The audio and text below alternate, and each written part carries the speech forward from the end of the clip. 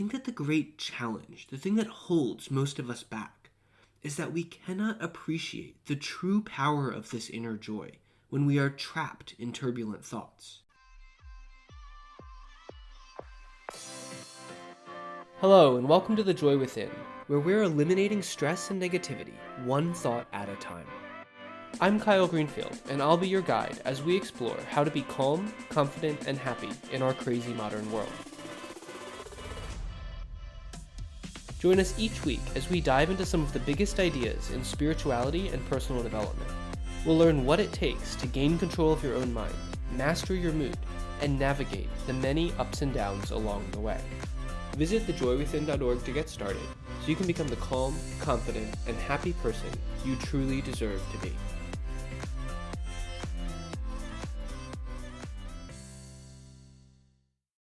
Hello, and welcome back to the Joy Within's podcast. I'm just coming back from a couple of weeks off, and today I want to take a step back and talk about the sheer power of resonance and the shift that I have had since I started paying attention to my energy. Over the last few weeks, I've had a chance to reflect on both the ups and the downs that I've had over the last few years. And it is clear to me that the common thread always comes back to resonance. This idea of living in alignment with my own inner energy. That truly indescribable feeling when you just know you're on track or you know when you're off track. Even when, and maybe I should even say especially when, you can't quite put your finger on it. You can't explain why. And that feeling, that knowingness, might not even be logical at all. You just know in a way that you can't describe. I find that, for me, at this point in my life, that feeling is almost always obvious to me. I'm not always in alignment. I'm not saying that I'm always in a good mood or always incredibly happy or that things always go perfectly. But I always know when I am centered and when I am not. And when I take the time to step back and reflect on the day-to-day trends that I experience, the actual, real-world events that happen to me, the patterns that I'm experiencing in my life, I find that I can always draw the connection between what I'm experiencing and how connected or not connected I've been feeling recently. It is obvious to me that my own inner energy is always the root cause for how things are going in my life. Now, my ego doesn't always like it when I think that way. When I hit my goals, when things go well, when I'm feeling proud or accomplished or indefatigably happy, there is a not insignificant part of me that wants to take credit for that. The ego wants to point to the hard work or the planning or the concrete logical steps it has taken, and it wants to bask in them, to revel them, to take credit. Just as when I stumble, when things don't go as I expect them to, that same ego wants to shirk responsibility and point the finger to blame anyone and everyone but myself. Wants to blame other people, unforeseeable circumstances, pretty much anything else that is outside of its own control. And I think we all do this. When we get trapped in these stories, we bounce in and out of different variations of these two extremes. We feel great, and then we feel down, based on what appears to be going on around us. The mind becomes this massive roller coaster that drags us along every up and down, every twist and turn that we experience. I think the real promise of resonance is that it breaks you out of this endless cycle. Behind the mind stories, beyond that daily roller coaster, is peace. And I believe that it is our ability to tune into this inner resonance, to live in alignment with the natural joy that is within each and every single one of us, that is the greatest determinant of that peace. It is a choice that we have to make for ourselves, and then we have to remake that choice every second of every day.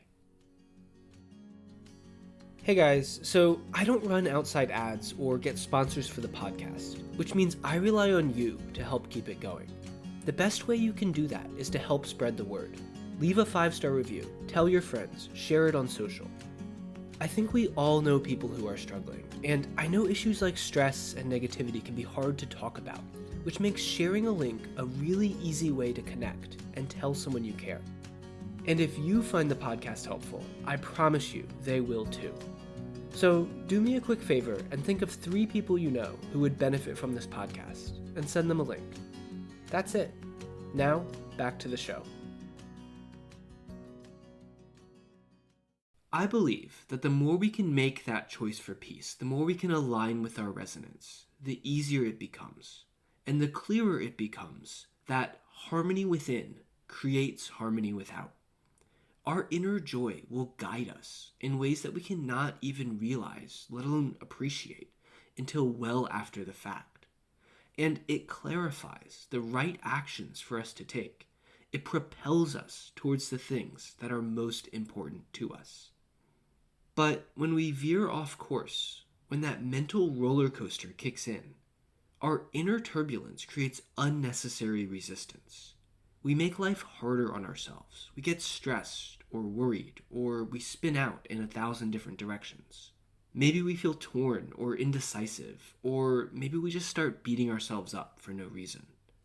All of those feelings are signals. They tell us that in that moment, we are trusting an erroneous mind. We're trusting the ego mind more than our natural joy. And the more we follow that path, the more we get wrapped up in those ego-based stories. It seems that the worse life becomes. To me, that connection is crystal clear. When I focus on my resonance, life flows more easily for me.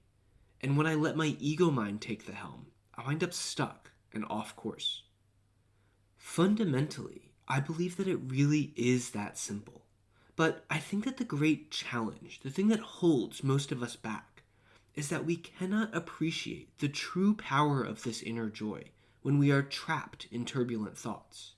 We cannot truly understand resonance until we become clear, but we cannot become clear until we follow our resonance.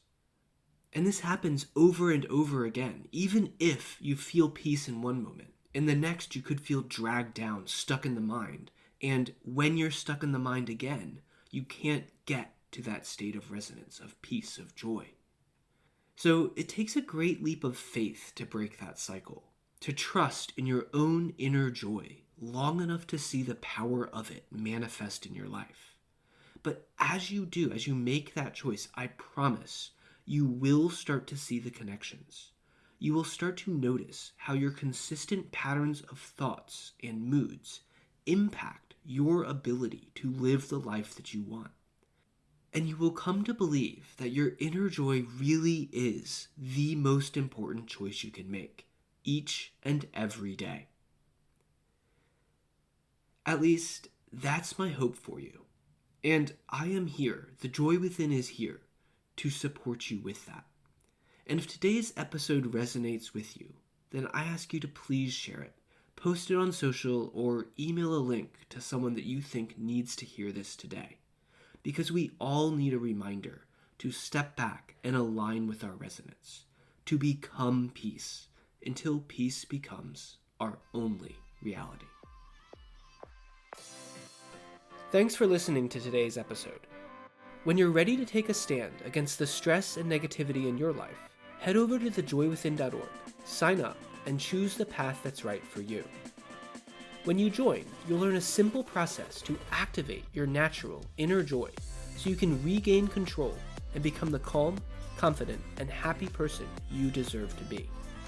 Visit thejoywithin.org to get started today. And if you enjoyed today's podcast, don't forget to like, subscribe, and share it with someone you love, because I think we can all use a little more joy in our crazy modern world.